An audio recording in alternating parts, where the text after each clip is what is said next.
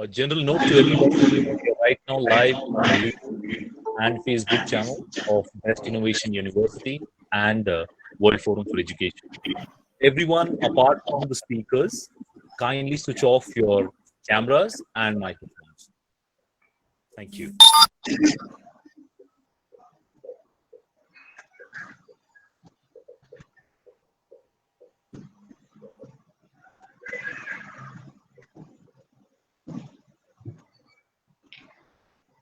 We will start in the next 3 minutes.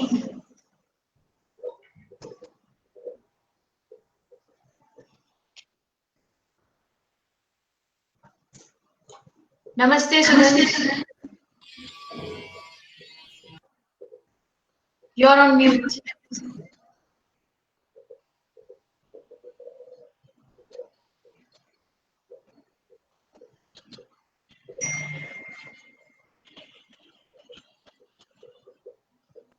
And I once again request everyone else except the speakers to kindly switch off your cameras and microphones. I request all except the speakers to switch off.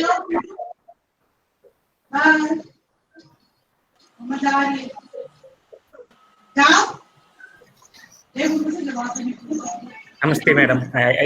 Now I think you can hear me. Yes. How are you? Fine, ma'am. Fine. Very nice.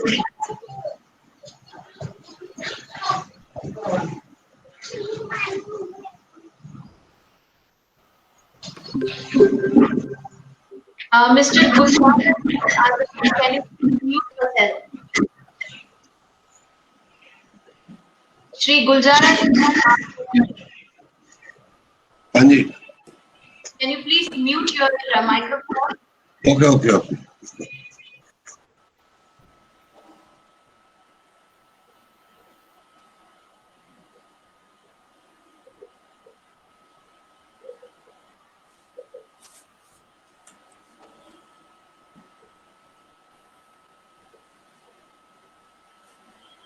Dr. Angadi, welcome. Welcome to the webinar.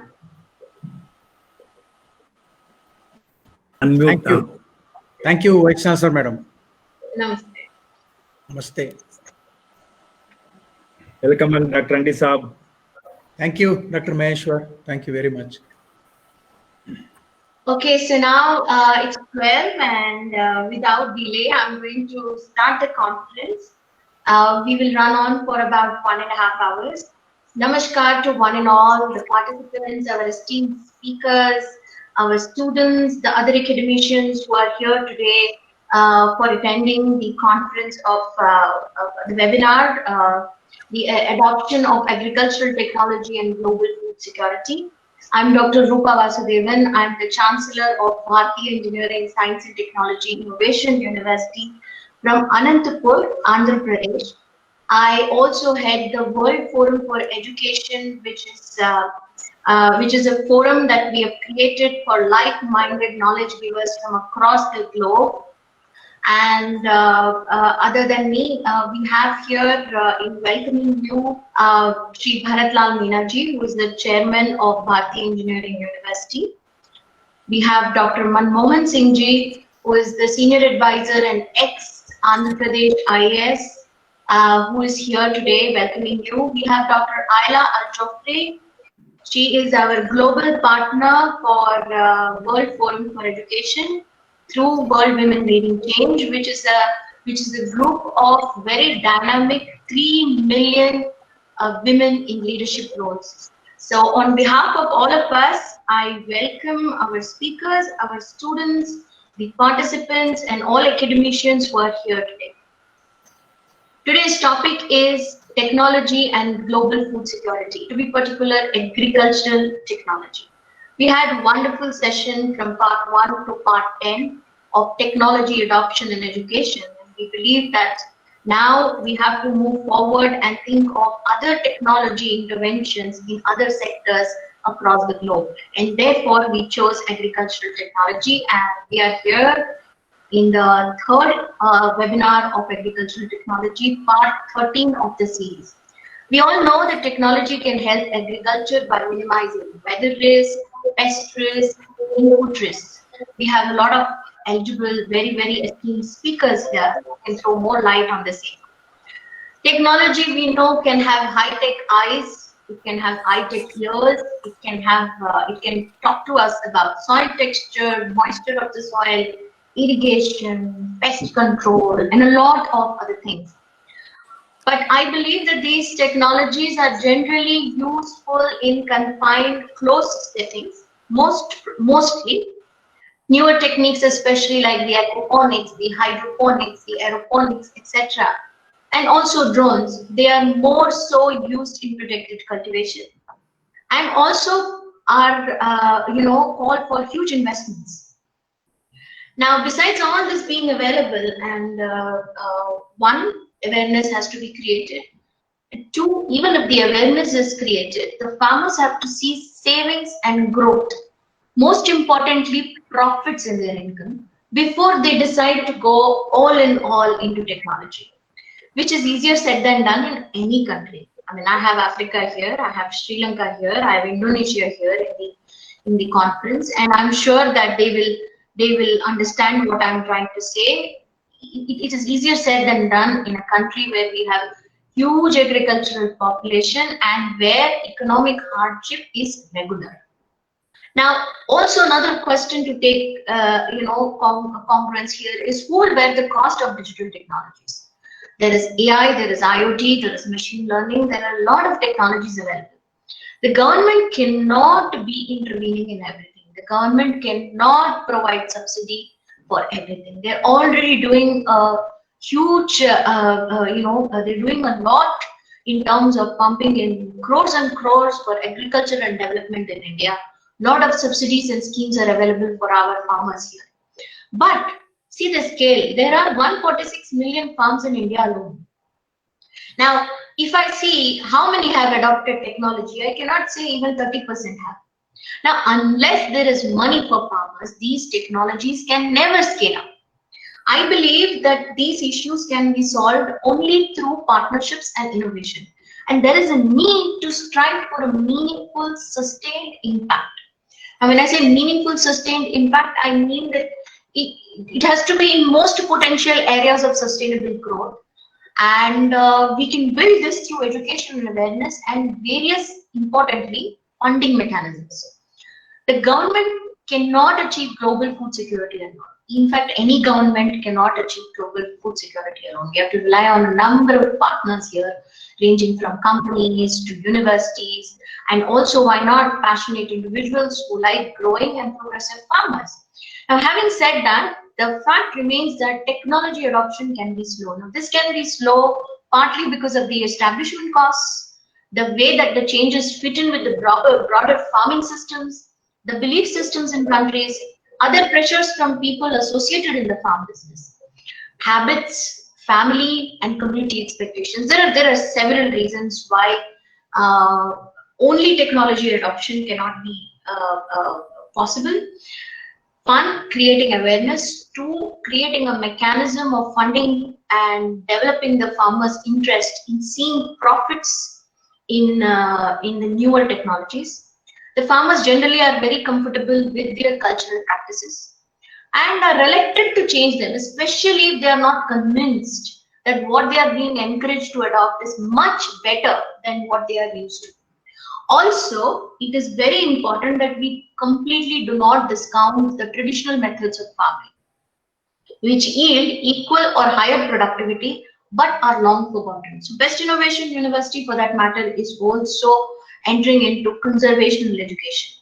And when I say conservational education, I mean bringing forth the long forgotten traditional methodologies and these techniques of Vriksha Ayurveda and other ancient traditional practices, which used to be taking care of the soil, which used to be taking care of the end produce, and also had huge productivity levels.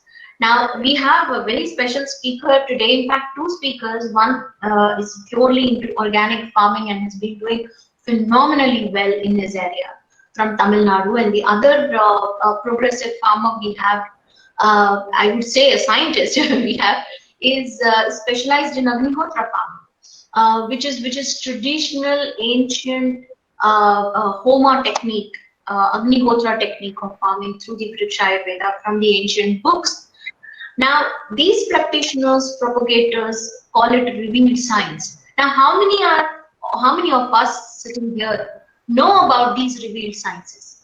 These are long forgotten. The farmers started changing their agricultural practices to suit the modern techniques and the productivity and the shortcut methods for productivity. Now, that's where we took a huge setback. I think all the countries who are present here today can agree with me when I say we had some phenomenal traditional knowledge systems which are long forgotten. So on one hand, there is technology. On the other hand, there is technology and traditional techniques. How to combine these two?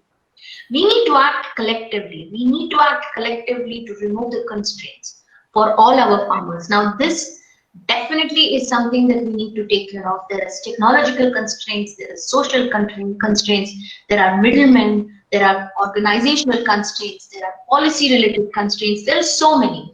Now, these are the very things that stifle the capacity of our family farmers to innovate. And innovation has been in the blood of the civilization that we come in from, and that's something that we're looking for propagating. And this collective knowledge of the newer systems with the older techniques is what I think will help solve our hunger issues from across the globe. Well, we have some very, very dynamic speakers today. I would like to, we have Mr. Sudhan Rajgopal, who has his own organic farm and who's practicing out of Tamil Nadu.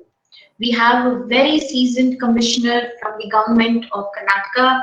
We have K. Amarnarayana ji, who will throw light on the policy aspects and from his own real-time experiences on what we can expect from technology and the current practices. We have Shri Abhay Mutalik Desai ji. He's an award-winning home organic farmer from Belgaum.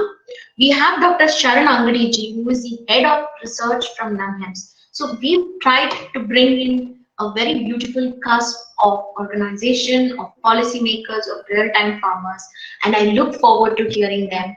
Now I would like to call on our Vice Chancellor, current Vice Chancellor, Shri Dr. Maheshwar, who has been the ex-Vice Chancellor of one of the top universities in India in horticulture, the University of Horticultural Sciences from Bagalkot. So over to you, Dr. Maheshwar, and look forward to today's session. Thank you. Thank you, Chancellor Madam Dr. Rupa Vasudevan. Madam, your initial, toning is certainly set the webinar, especially the issue of this evolution and innovation. Now the agriculture is getting into the mode of evolution, and also it is a high-tech business. And also this agriculture nowadays is now supported with innovation. So unless innovation is become a part of the agricultural activities now onwards, then only we can able to ensure food security and nutrition security. Now, as on today, the whole world population, more than about 44% of the world population is dependent on agriculture. So such being the case, now how this extent of 44% of the workforce is now supplementing and complementing the hunger. It's about 9% of the whole world population is still in hunger mode. And by 2050, this may rise to about 840 million. So that is the gloomy figure we are having before us. And in this consequence, especially during this COVID pandemic, now the undernourishment has been enhanced from 83 million to 132 million, which is a serious concern for all of us. Those who are in the agricultural domain, those who are contributing to the research and development extension must note that we have to now change the scenario. That means to say that, are we on right track now? Or now we need to rebalance the whole policies. So maybe that approach is the need of the day. And I'm sure this recommitment to the role of the agriculture towards the development plans and process might be the need of the hour. It is not the shift in the agricultural programs or policies. Now the time has come for pushing the incremental change, not one, two, or like that, multiples. We should go into a transformational change. That means to say that our activities, investment, program, policies must tend towards transformational change. Thanks to Government of India, thanks to the a country like India, where to promote the holistic approach of agriculture, we have come out with Sabka Saath, Sabka Vikas. So wherein all the allied activities are to be channelized, are to be led to the transformation for Sabka Vikas. I'm sure that today's experts who are from the policy side, who are in the public service, and who are also some practitioners are there, and we also have the private sector and agricultural scientists. So with all these things, maybe that a triple burden of malnutrition we see, that is undernutrition, micronutrient deficiency, underweight, and obesity. So these are also a part of this food production related nutrient supplementary activities. Maybe you have to think on that. Okay, with this today's webinar, let me propose to the speakers so that they can enlighten us on two issues. Say, does the policy framework needs a revisit for low-risk technologies? Secondly, how far the transformation will be advanced with ancient practices? To what extent the ancient practices can supplement and support the food production and productivity? Whether the private sector plans and practices can supplement the increased food production and nutrient security. Maybe the whole of the gathering here, and sure that your recent facts, the factuals are going to educate the student mass, or educate the scientists, educate the faculty and the other viewers. Maybe with this, supplementary views to what our Chancellor Madam has made it, I just wanted to, appraise you all. And now the four speakers will be requested to address for 12 minutes. You have to address for a duration of 12 minutes, and by the 11th minute, I'll be just intimating about the time cost. Then I also request all the viewers to switch off their microphone and camera. So with this, let me start the first speaker, Dr. Mr. Amar Narayan. Amar Narayan is a very intimate and passionate friend of me. I used to call him as Anna. Why? Because he has a concern of a passionate activities which is common between Mr. Amar Narayan and myself. Yeah, he has joined to the Karnataka Administrative Service during the year 1982, and with his dedicated service, he got his Indian Administrative Service during 2000, and he has served in various capacities in again food production, like food and civil supplies. He was into the revenue and more so into the watershed development program. So his contribution in the watershed development program is really an outstanding and a model thing. He was into rural development, he was into urban development, he was into cooperation and commercial and industrial department also he has served, and he was also an administrator in the Administrative Training Institute, Mysore. And the speciality of Mr. Amar Narayan is, by way of his passion, he has restored a lot of water, conservation of water. That's why he has been called as Jalanarayana. Similarly, for his passion of support,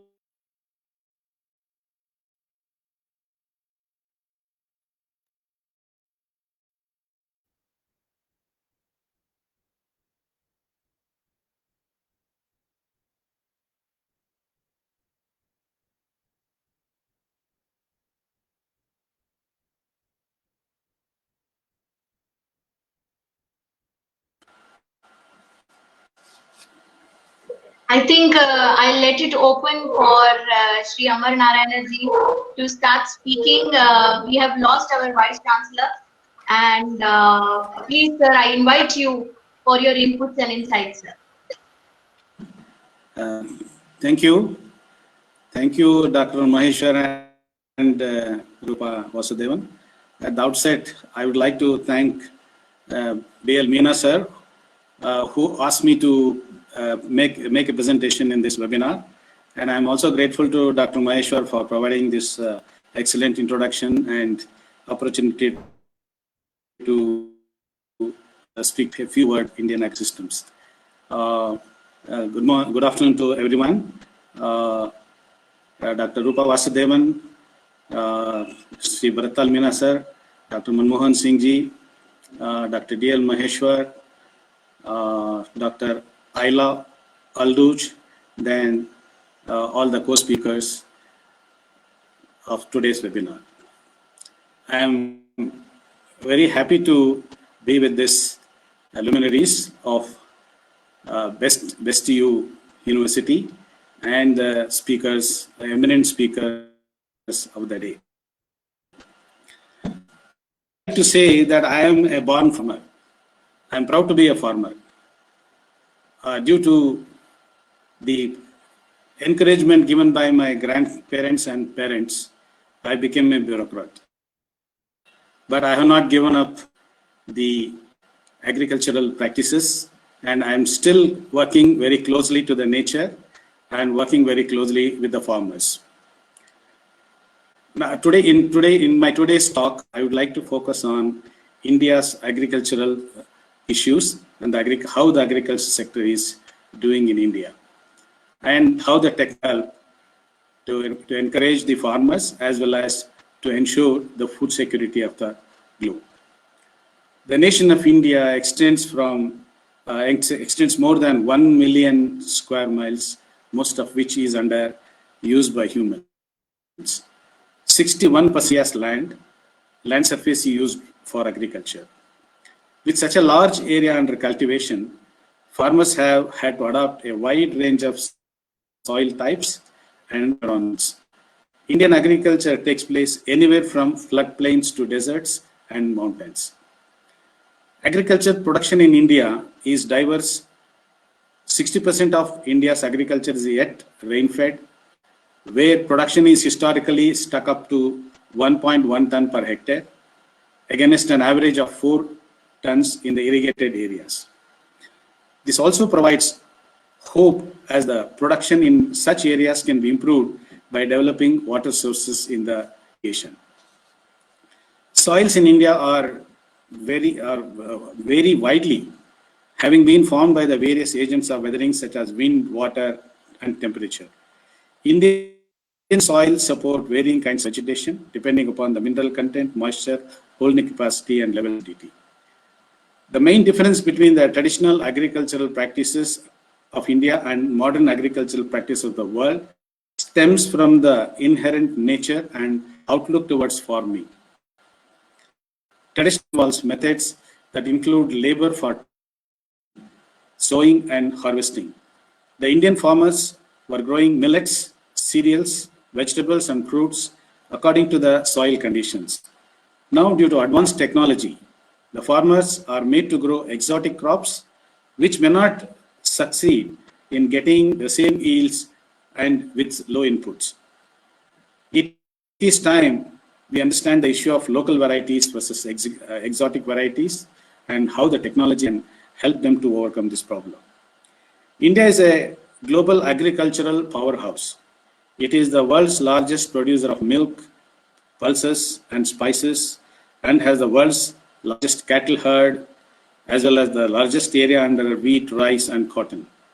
It is the second largest producer of rice, wheat, cotton, sugarcane, farmed fish, sheep and goat meat, fruit, vegetables, and tea.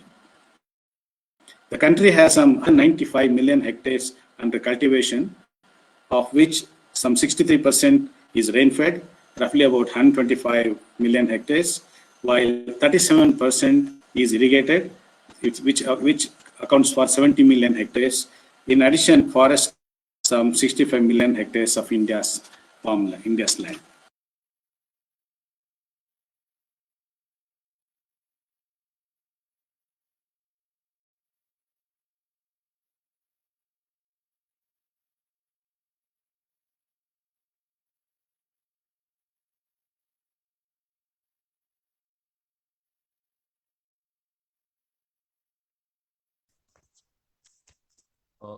Dear Amarnath sir, we are unable to hear you. So you're on mute. Kindly unmute yourself, sir. Sorry about that. Raising productivity per unit of land will need to be the main engine of agricultural growth, as virtually all cultivable land is formed. Water resources are also limited, and water for irrigation must contend with increasing industrial and urban needs. All measures to increase productivity will need exploiting, amongst them increasing yields, diversification to higher value crops, and developing value chains to reduce marketing losses. Ensuring that agricultural growth responds to food security needs, we need to have a sharp rise in food grain production. This has been done during the India's Green Revolution of the 1970s, which enabled the country to achieve self-sufficiency in grains and stave off the threat of famine. Agricultural intensification in the 1970s and 80s saw an increased demand for rural labor that raised rural wages, and together with declining food prices, and reduced rural poverty also. The slowdown in agricultural growth has become a major cause for concern. For example, India's rice yields are 1/3 of China's and about half those in Vietnam and Indonesia. The same is true for most other agricultural commodities. Here we need the intervention of modern technology. Policymakers will thus need to initiate or conclude policy actions and public programs to shift the sector away from the existing policy and institutional regime that appears to be no longer viable, and build solid, much more productive, internationally competitive, and diversified agriculture sector. Promoting new technologies and reforming agriculture research and extension is the key for the present day problems. Major reform and strengthening of India's agriculture research and extension systems is one of the most important needs for agricultural growth. These services have declined over time due to chronic underfunding of infrastructure and operations, no replacement of aging researchers, or broad access to state-of-the-art technologies. Research has now little to provide beyond the time-worn packages of the past. Public extension services are struggling and offer little new knowledge to the farmers. There is too little connection between research and extension, or between these services and the private sector.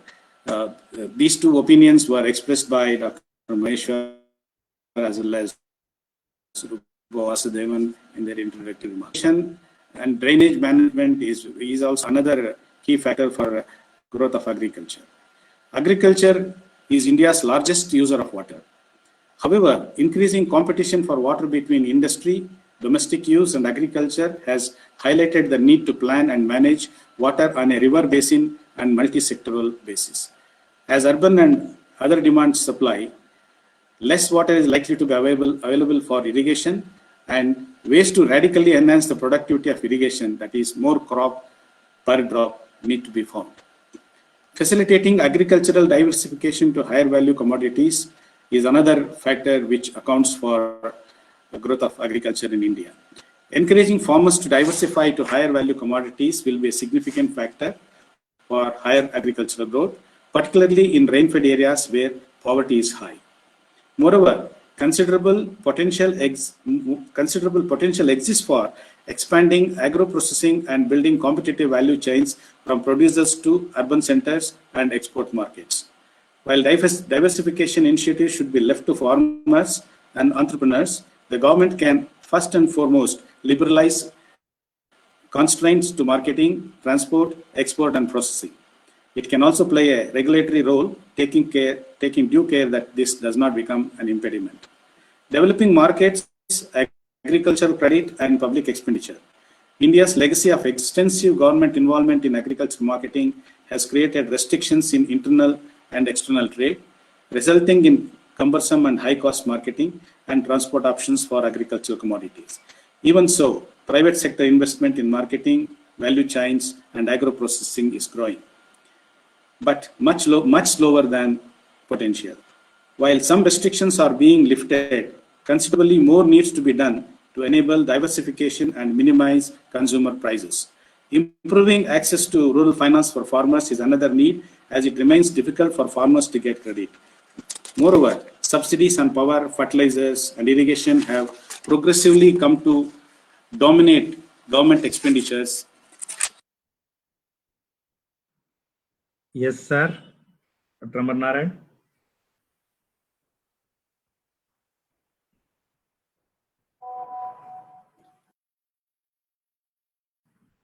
He's muted again. I would like to give hints for better agrarian economy in the country, promote the cultivation of traditional millet, pulses, and cereals with a modern technology. This is more practical. This will also enhance the health levels of the Indian population.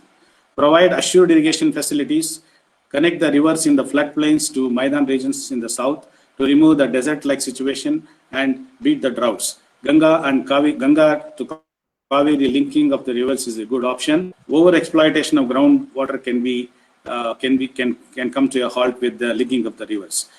When you provide water, the farmers can provide us enough food grains. Assure the farmers the right price. This is the one which is making our farmers to toil hard and efforts to grow good crops. But this will end the saga of suicides of innocent farmers. The extension services of the various departments should reach the country and disseminate information on various content. And thank you for the opportunity. Yeah. So though you had a lot of personal experiences to share, but nevertheless you could able to touch from local to national level. Say the Indian mission of per drop or more crop relevance you brought in. Then you also brought in the concept of secondary agriculture, process and value addition.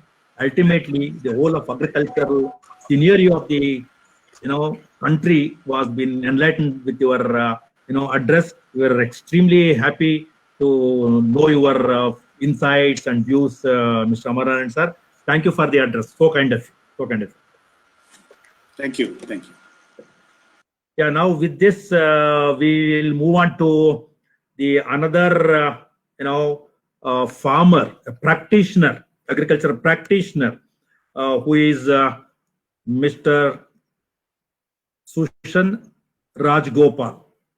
He is a Veda organic farming agency owner, and he is managing the ecotourism of Tamil Nadu, and he is working as a conservation and protections expert in the forest and wildlife, and as agriculturist he has also linked into this modern agriculture, say with the tissue culture, then contract farming plants, then precision farming and hydroponics. Beyond that, he is also a political activist through social media and network, and I'm sure that his practical holistic involvement and experience and practice will be of great value for all of us. Yes, Mr. Sushan Rajgopal, please. Thank you very much, sir. Thank you very much for the introduction. I like to thank Rupa Vasudevan Madam, Chancellor, and the moderator, Dr. D.L. Maheshwar, and also Mr. Meena, the Vice Chancellor. Thank you very much, sir. I also thank the other important persons and speakers. As introduced, I am an organic farmer. I practice zero budget natural farming methods and also sustainable farming methods.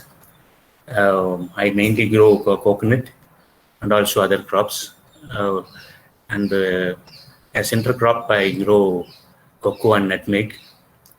Completely, I do it in an organic way. I also maintain nearly 20-25 native breed cows for cow dung and gomutra, and I make Panchagavya and Jivamridam organic fertilizers from that, and I apply it to my farm, my coconut gardens. I don't buy anything from outside. I run my farm completely in a sustainable manner. I don't source anything from outside, and I find it very economical, and I am able to make decent profit out of it. And if the farmers are dependent on chemical fertilizers, one thing is the soil fertility is damaged to a large extent. The yield is decreasing, and another thing is we are dependent on the fertilizer dealers. Mainly, when I was into normal when I was using chemical fertilizers, I was dependent on bank for crop loan, and also I was dependent on fertilizer dealers and pesticide dealers. It was always an headache, and I was depending them for funds and for help. When I have converted to organic farming and sustainable methods, I am able to make a decent profit, and I find this very useful. And I also like to maintain and breed native breeds of cows, which is available in my area. I source it from 3-4 districts of Tamil Nadu, and actually I don't feed them with outside feed. It's been taken care by my own farm feed, and it's not dependent on outside thing. And thank you, madam. If somebody asks any questions, I think I can answer them. Thanks. Thank you. Thank you. Thank you, Mr. Rajgopal. You could really enlighten one new concept, like, ZPNF, zero budget natural farming. Now, Yes, that is the sure, first sir. program for the whole country, and more so for some of the developing states like Karnataka, Tamil Nadu, Andhra Pradesh. Sure, sir. Well, you're able to highlight that. Also, you have brought in this high value crops. Okay. See, the need of high value crops in a comprehensive agriculture, wherein you're also practicing crops and also managing livestock, which adds to the comprehensiveness of the agriculture. And I'm sure that, over a period of time, as our Chancellor was making mention, conservation agriculture. So conservation agriculture goes with these thoughts of ZPNF and etc.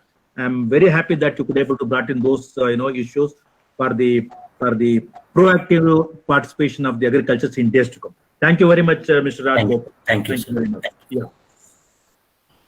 Now we'll move on to the another, again, a lead farmer, farmer with a new innovation, farmer with the ancient practices to be proven, to be taken towards the new trend of innovation, new trends of evolution in agriculture, who is none other than Mr. Abhay Mutalik Desai.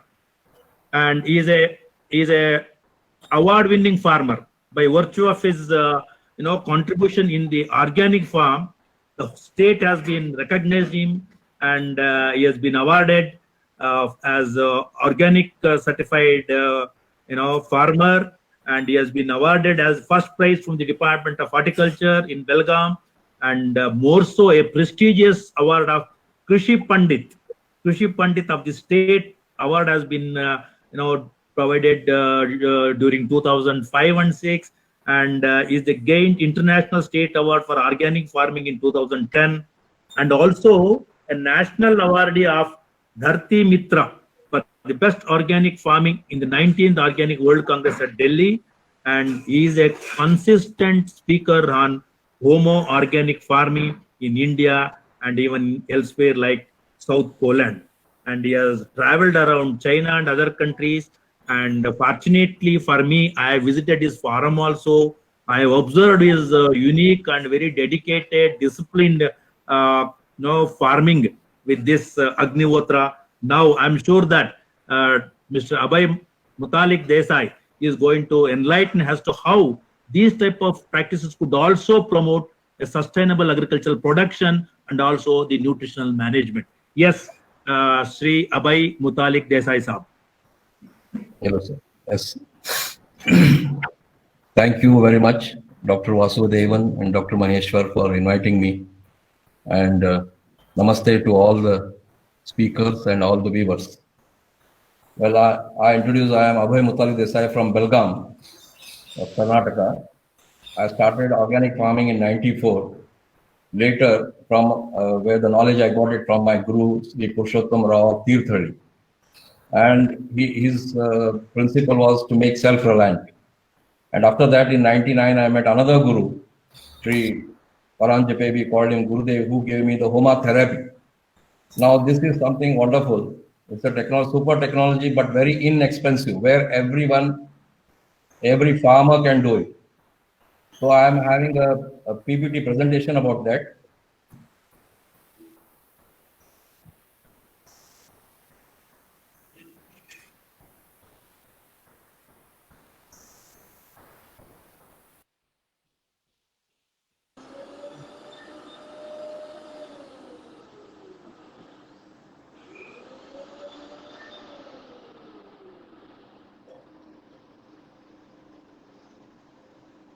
Is it visible to you all?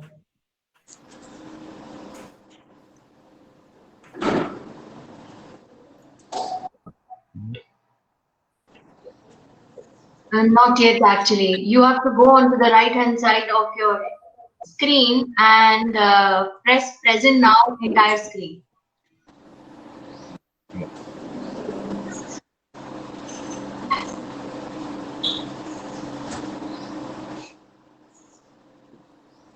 And once you click entire screen, you can double click that icon, the box that opens up.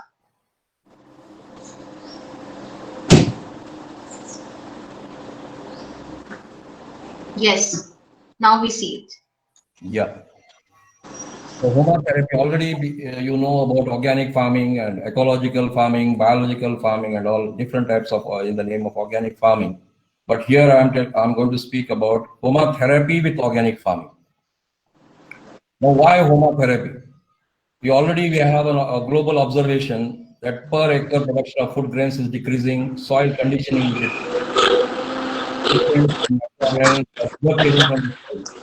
horticulture crops are coming under new pests and diseases. We have got acid rain, groundwater depletion, pollution in atmosphere, soil and water, radiation of different types, and this all affect the top 6 inches of soil which our life depends. Now we know the ancient science of Vriksha Ayurveda, where Vriksha Ayurveda considers atmosphere the biggest single factor which affects plant kingdom, soil and water. Normally, the modern science thinks only about soil and water quality improvement to solve environmental problems. But the truth is, only 95 to 98% of the plant intake in the form of food is coming from the atmosphere, whereas only 2 to 5% is coming from the soil. So it is very clear, plants feed quantitatively from atmosphere and qualitatively from the soil. Now, what is Homa therapy? Homa therapy is a very ancient Vedic science, which is also called as Homa or Yajna. It is a Vedic science of bioenergy, denoting the process of removing the toxic conditions of the atmosphere through the agency of fire. Now, what we are experiencing all over the world and the problems which we are facing, which are because of the natural environmental degradation, the pollution is the disease and Homa is the cure. Pollution robs the nutrients of our environment and Homa puts it back. And here, Agnihotra, the smallest basic Homa, which can be performed by any person, is performed daily at sunrise and sunset of any particular place. And this knowledge of Homa is called Homa therapy. Now, what is Homa organic farming? When Agnihotra Homa is applied in medicine and agriculture, it is called Homa therapy. And when Homa therapy is applied to agriculture, it is called Homa organic farming. Now, this Homa therapy can be added to any type of organic farming practice. So, a farmer may be practicing any farming practice, but if he has the problems in consistent productivity, then it would be pest disease problems. He just adds Homa to that, and it promises the nutritional, consistent, sustainable increase in the crop yields with minimum input cost. This practice is used to heal the soil, plants, pests, and disease problems. Now, what is the cycle of HOMA? You do regular HOMA, you are assured of nutritious and timely rains. This I have experienced many a times. It has rained only on my farm. It is something unbelievable. Then when you have nutritious and timely rains, you are sure of getting abundant and healthy crops. With abundant healthy crops, you have man, animals becoming happy and healthy. You have plenty cow dung and cow ghee, and again you can perform HOMA. So this is a cycle of HOMA. Now here, a lot of research have been done, and recently a lot of research are going all over the world regarding the effect of Agnihotra on the plants and in how it can be used in agriculture. Now, particularly this, you can see an experiment done in Pune. It has effects of the Agnihotra vapor on plants. It is breaking of seed dormancy, initiation of new growth, cell division, cell elongation, inducing of flowering and fruits. It has shown that it stimulates the growth regulator hormone, barcinolide. Similarly, this was done in the University of Agriculture, Dharwad, where they prepared biosol. It is called Gloria biosol. Gloria is the person who invented this recipe.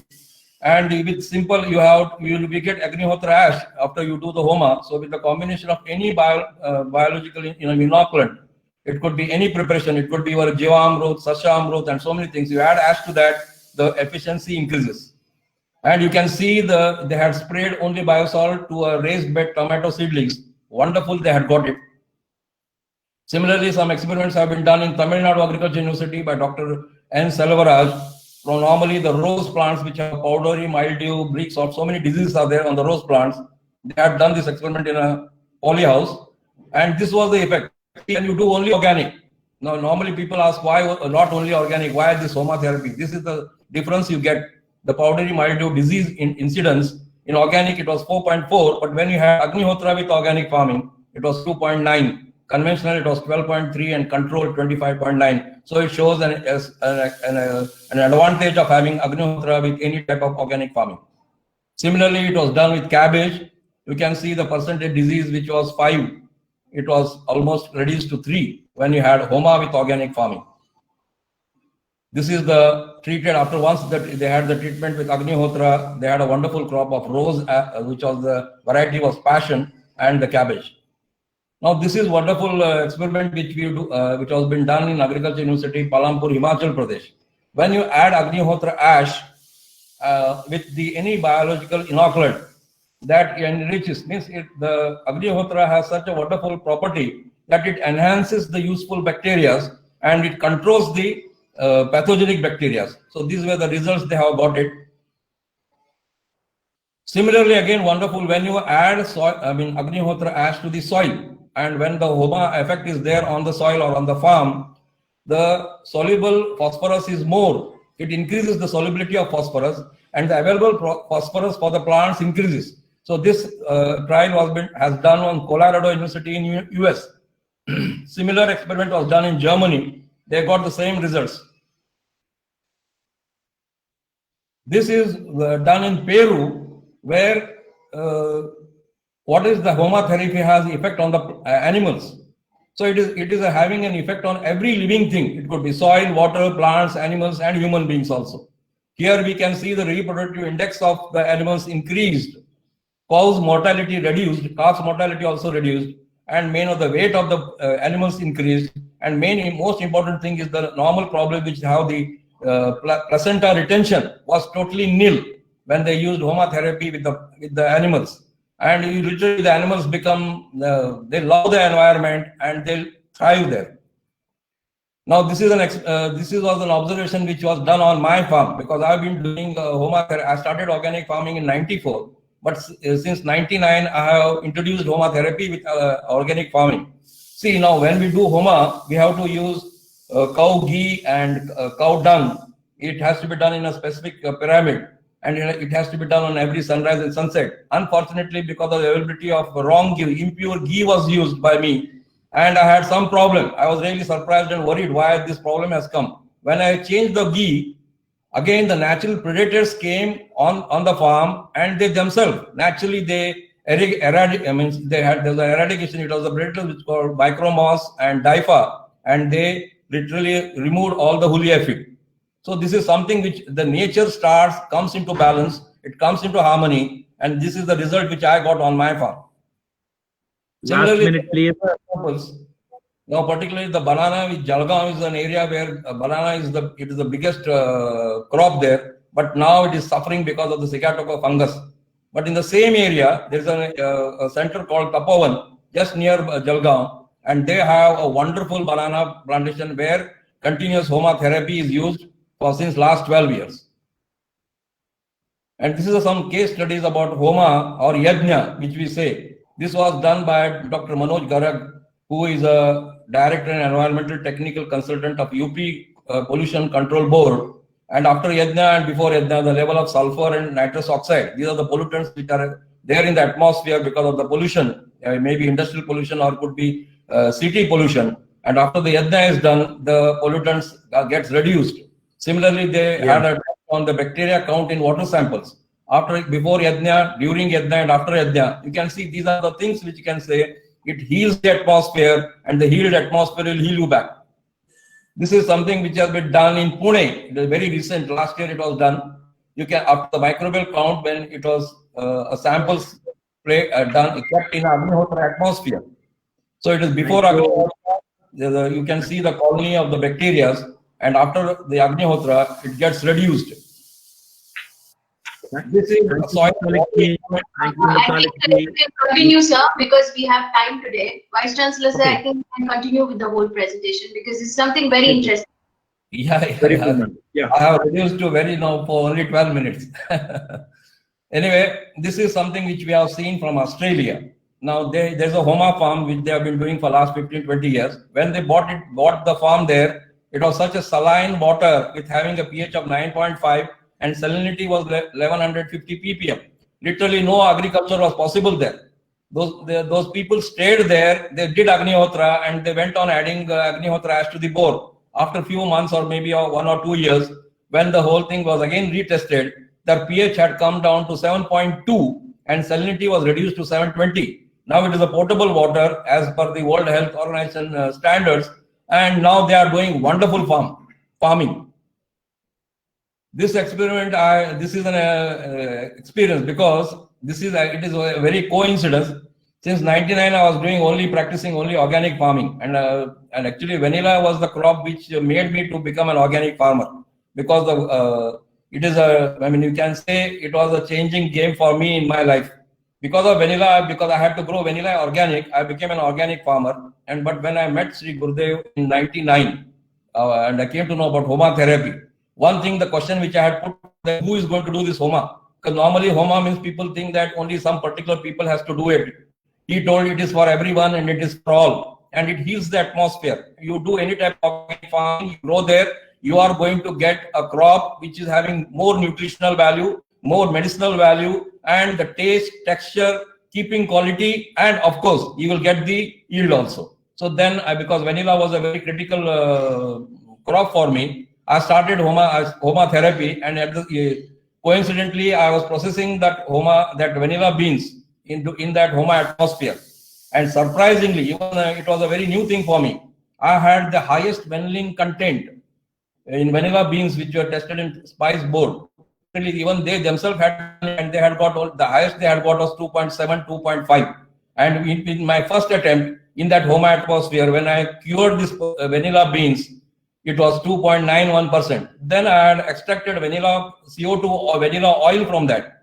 Actually, I had sent that sample to Australia. Before that, I had to get it tested to CFTRI.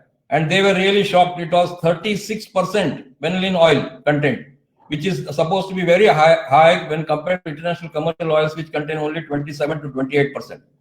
Now, regarding the holy aphid, I told you that the whole nature it is the only farm in my village which is having no holy aphid. And normally I have almost 10 acres of sugarcane.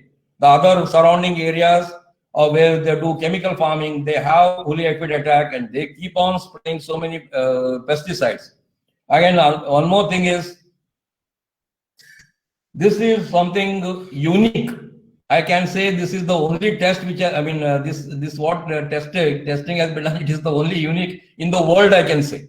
A chief microbiologist, late Sri O.P. Rupela from ICRISAT, he visited my farm and he was surprised to see the activity of the uliapid, millipede. Normally people are talking only of vermicompost and all. This is something like millipede compost. And he took that sample. Normally the sample has to be tested within 24 hours. But since he was traveling in Karnataka, he get it tested only after 15 days. And he compared with another live soil compost that he told me that is the best compost which he has received till today in his lab. So he compared with that, and this test which was done literally almost after 15 days, and you can compute that, and you see that it is almost near to that live compost. And to prepare that live compost is a very rigorous and it takes a lot of time. Where this is happening naturally on my farm, I don't do anything. Literally, you can say I keep on attending seminars and all, and my farm is working there. This is, you can see natural peat compost all over the farm. This is something wonderful. We always talk about earthworms and then vermicompost and all. This doesn't require any care and it happens naturally there. Now it is also climatic engineering. I told you that it many times has rained on my farm. And one thing I would like to mention, once I started homotherapy with my farming, with my organic farming, I have no harvest loss till today. I have no environmental loss till today. This is the one which, now this is a challenge. No technology, we don't have any technology which can safeguard this type of the damage which can happen to the farms. And this Homa takes care of it.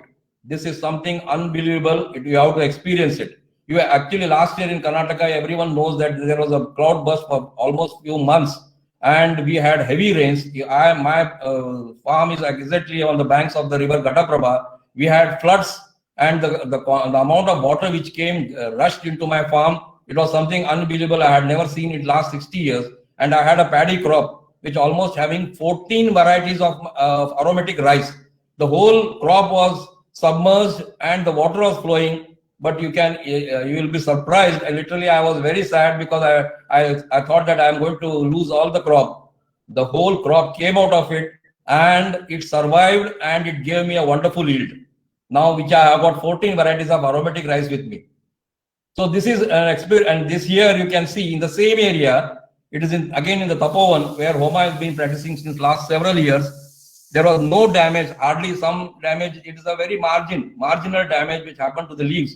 But it did not affect the crop and no economic loss.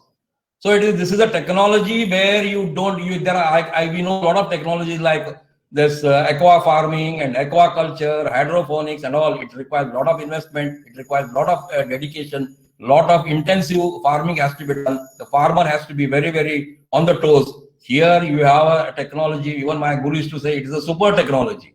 Again, whatever I have, showed you here, he used to say it is only an iceberg. It is a tip of iceberg. That is why I request the scientific community to work on this. This is going to be a very inexpensive way of growing food. And again, a food, of course, there is a food there available in the market. If you put a question mark whether that is edible, whether that is fit to be eaten by the human beings, there's a question is because I will tell you my jaggery. I have prepared a jaggery. And we are getting it tested every year. They are testing for 184 chemicals. I was surprised and they charged me almost 15,000 rupees for the test. I was surprised why you are testing for 184 chemicals.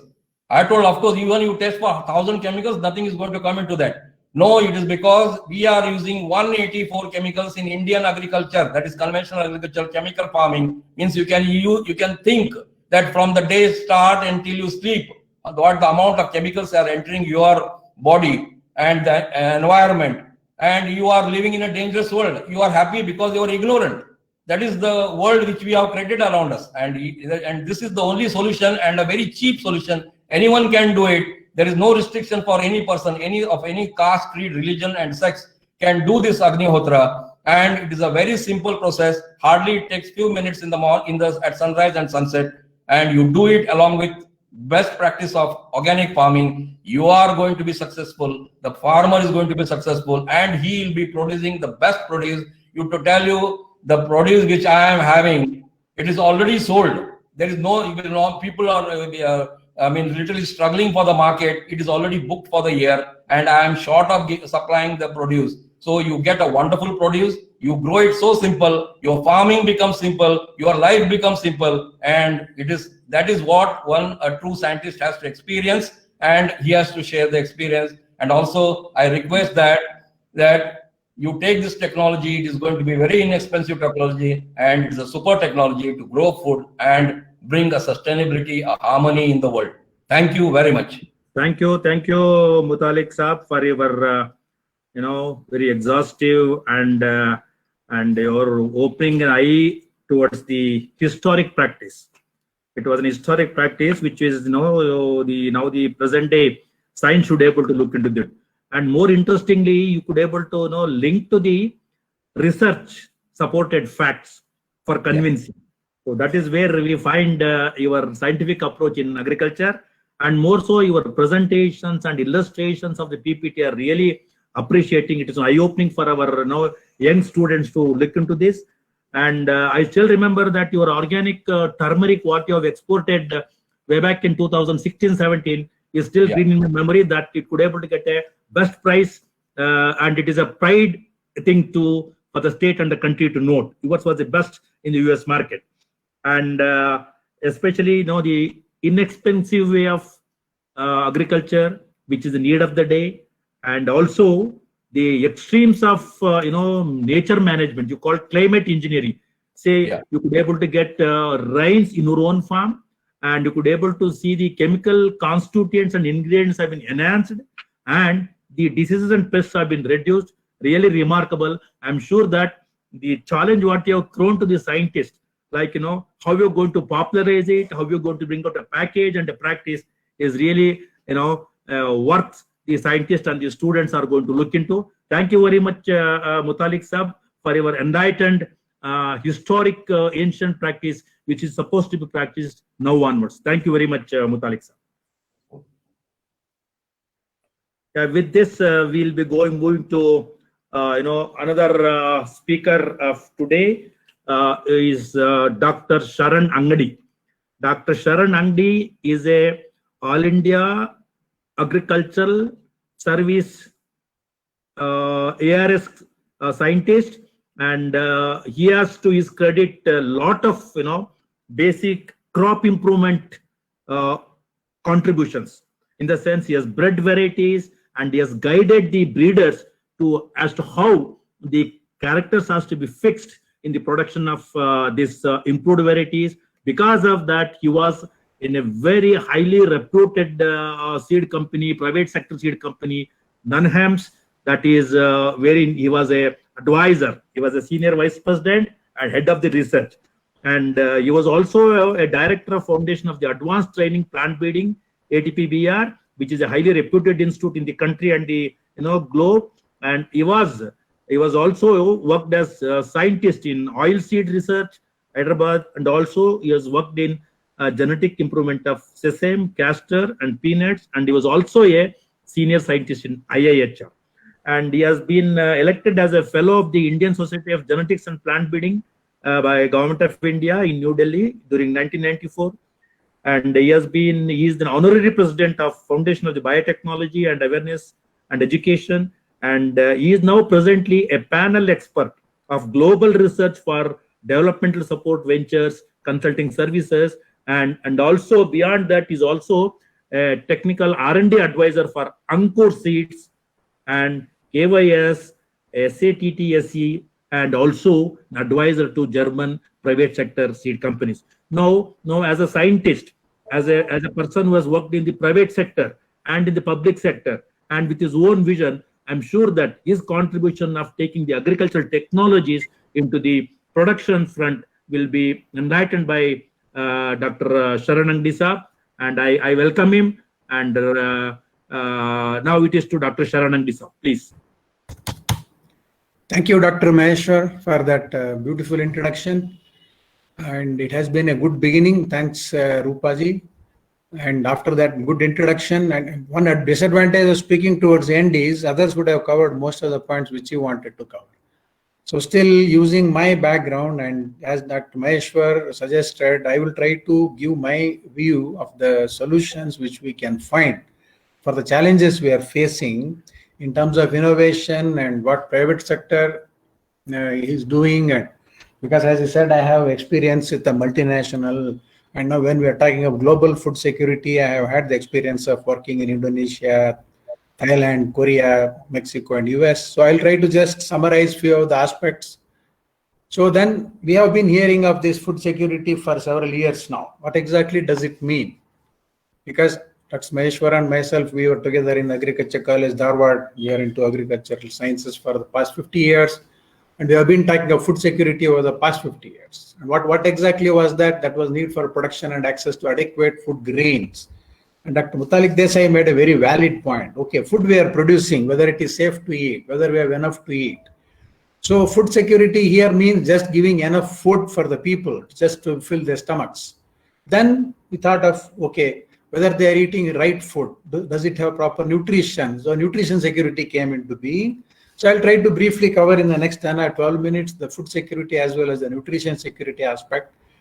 So nutritious and safe diet, it is very important for the development of children. Oftentimes we hear malnourishment and there is micronutrient deficiency in the food, and that's why children are not growing up properly. There is blindness or whatever.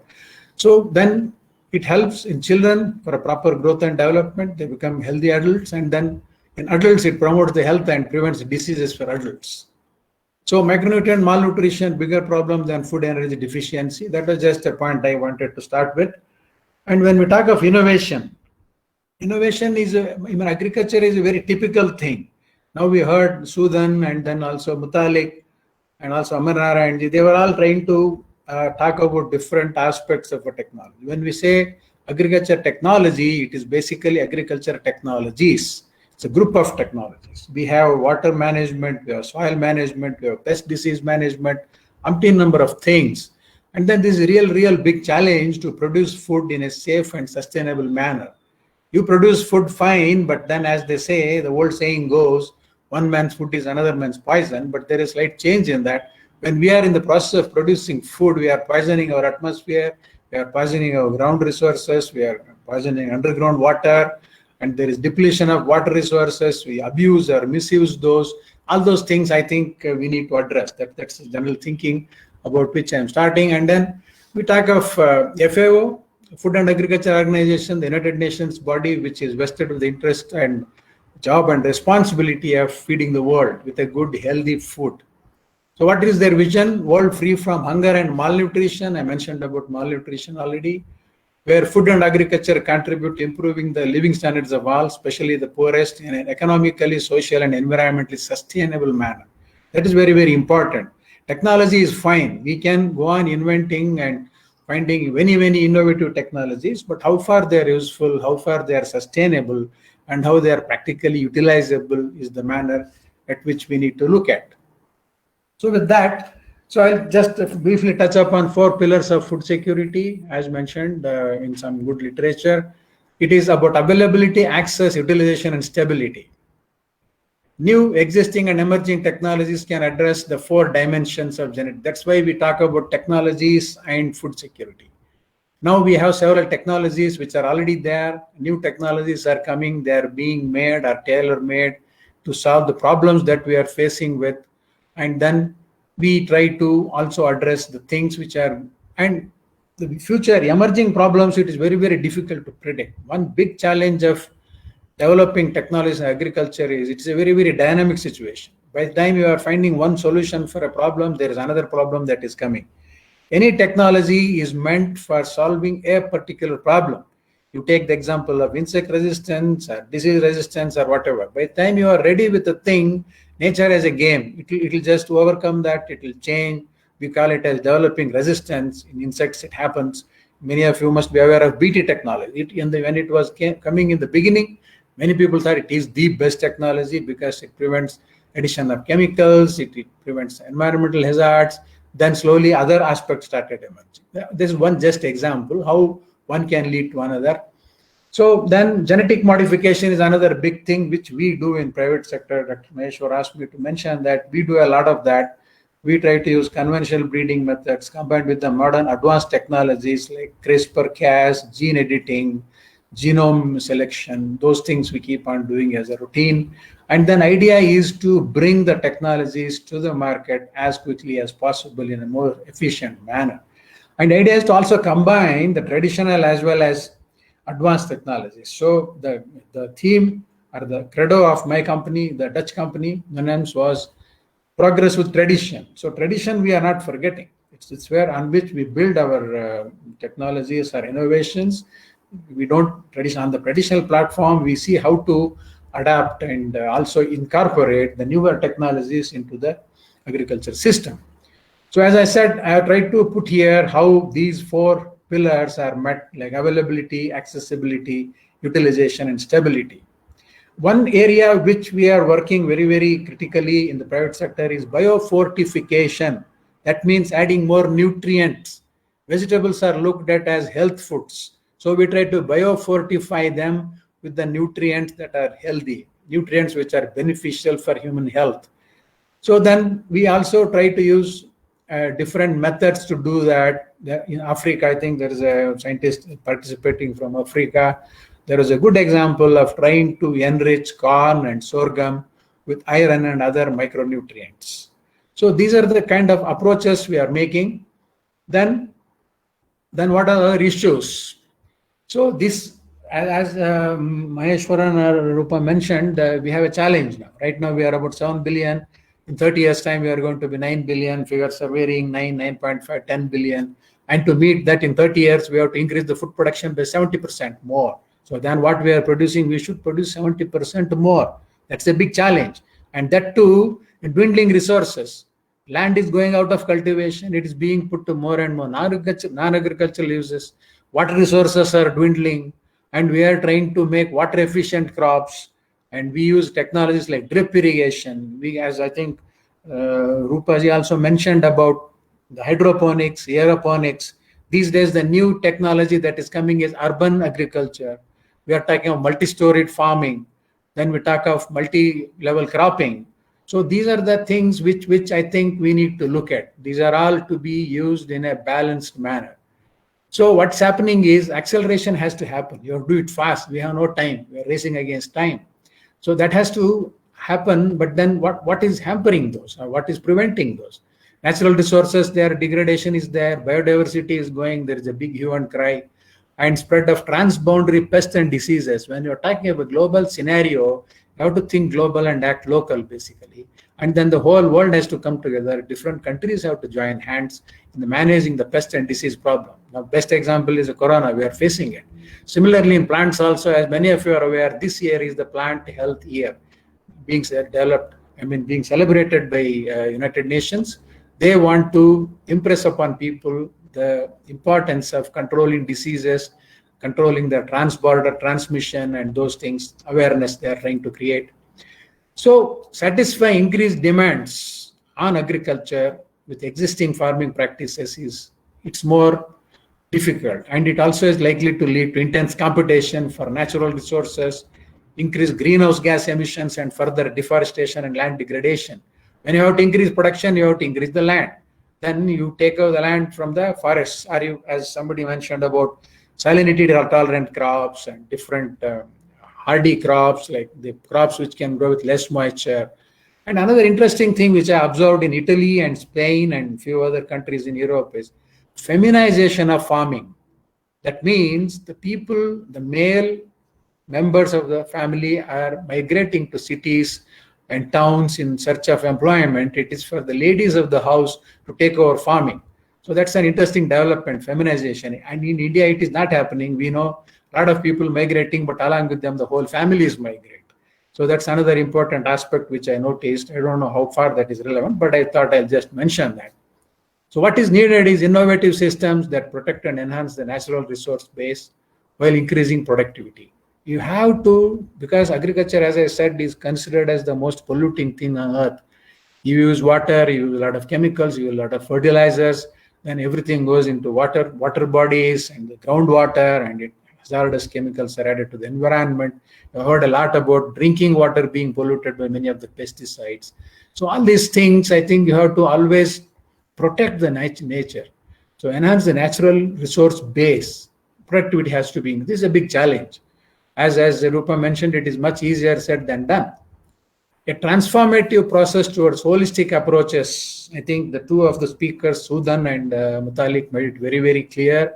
You have to have a holistic approach, and you have to protect the environment. You have to also have other systems like agroecology, agroforestry, climate smart agriculture is another area, and conservation agriculture. And it has to be a combination of indigenous and traditional knowledge.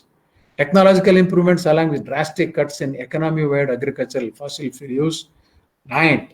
One more important thing which of late I have been advocating or requesting people to do is public-private partnerships. Technology is there. We are generating technology. We have the problems. We know how to tackle them.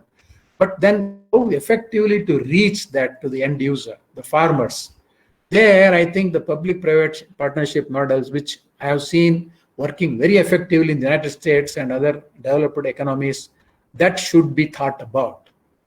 Now, there are many things like home farming also. If home farming can be incorporated, it can be promoted by some private partners, that would be very useful.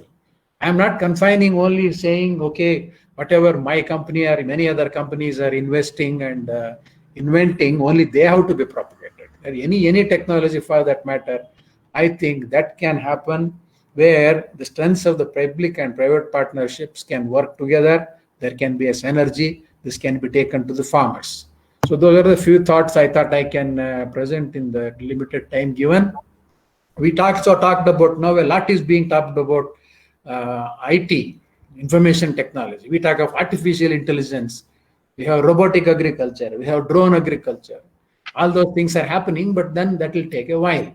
So there are still question marks. These are all emerging. These are all trying to solve the problems in their own way without being aware of what other problems such technologies can bring. So when we have to proceed, we have to proceed with cautious optimism. We have to be very, very careful in using any technology. A misuse of technology can lead to problems. So that we have to be aware. I think we can go on, but in 10-12 minutes, this is the points which I wanted to make. So thank you very much for all the people who and other speakers also for this seminar. Thank you very much. Dr. Sharanandi Saab. It was, very realistic and ground truth issues were brought out with your international exposure, and that too with a public-private partnership program. So that is the reality you have now impressed for all of us. And you brought another important issue that we should not think of alone a single technology. It must be an inclusive of technologies. Well, unless the cards of different technologies have been focused, then only we can able to see the real outcome of the things. And I'm sure that your 4-pillar program of accessibility, affordability, utility, and sustenance, certainly these are the ones we all should be able to focus when we speak about the agriculture production, productivity, and sustenance. And it is not just mere production. It is not the volume that matters. It is the nutrient content, for which you have now brought out a new concept of biofortification. Yes, in days to come, we are all supposed to come out with a technological adoption to enhance the biofortification components of a given food crop. And another important issue what you highlighted is regarding the feminization in farming. Well, this is what the futuristic requirement. That's why in our best IU university, the number of students what we have is more than 50% is girls. So over a period of time, you can see that the girls are going to lead the agriculture in the state and the country. And for all which, again, we have another feminine personality is none other than our Rupa Vasudevan madam. She is again mentoring this concept to be promoted. So your enlightenment was very educative, and it was very purposeful.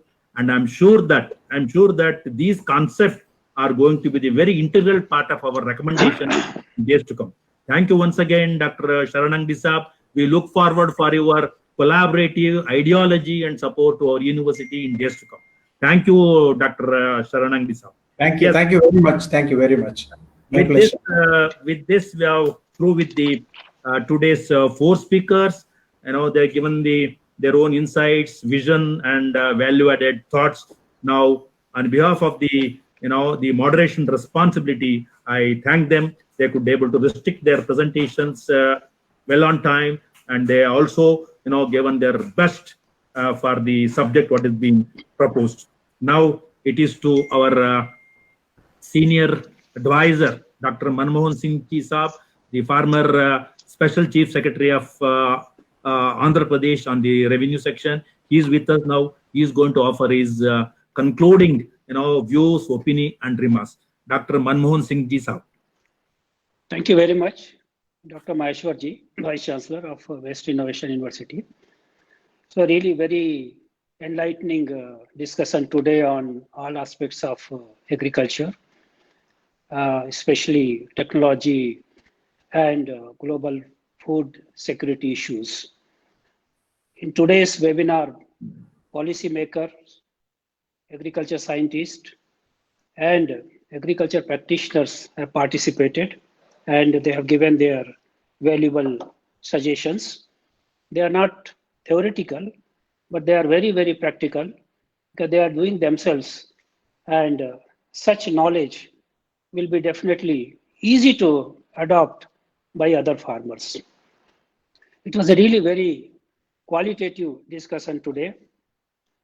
The Chancellor in the beginning had set the tone for today's discussion, and she talked about the scenario of food and nutritional security everywhere in the world, and how the farmers are facing problems, how we can elevate the situation, and there is a need for participation and cooperation of all the stakeholders. The Vice Chancellor also very nicely regulated and moderated the discussion, and he said transformational change, not only the incremental changes, that is the need of the hour. Our today's speaker, former Commissioner, Mr. K. Amar Narayana, he has given complete agriculture scenario in the country and highlighted the various policy reforms that are needed to improve the situation.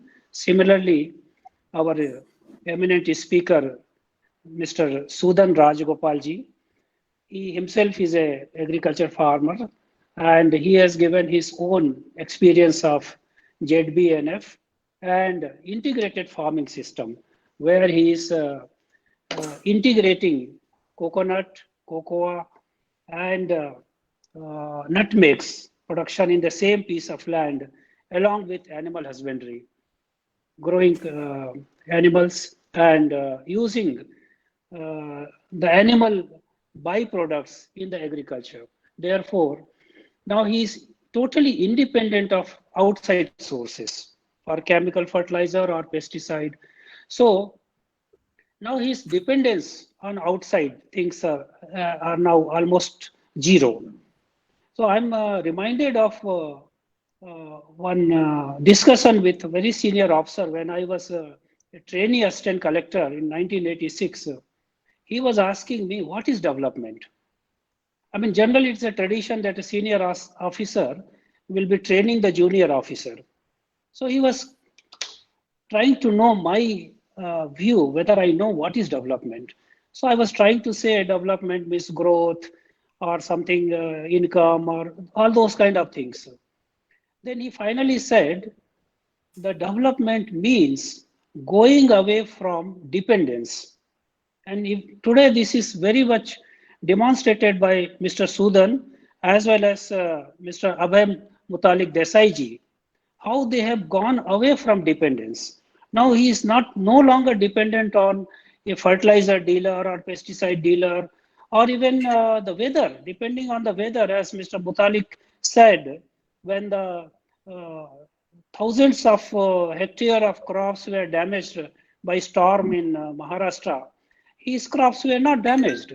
So these kind of practices are giving so much of independence to the farmer, which is very important. That is how we can map the development in terms of they are going away from dependence from the government system, or as well as private dealers, or even the weather.